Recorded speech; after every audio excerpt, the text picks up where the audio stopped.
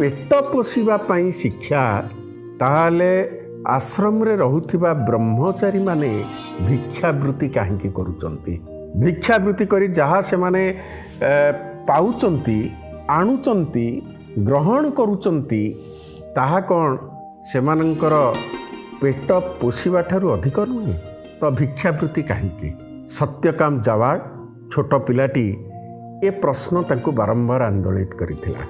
आज आम आलोचना करिबा सेही सत्यकाम जावाड़कर कथा ऋषि विज्ञ एवं आमे जहाँकु कहि परिबा जे उपनिषद कथार एक रोचक प्रसंग ए प्रसंगटी आसीची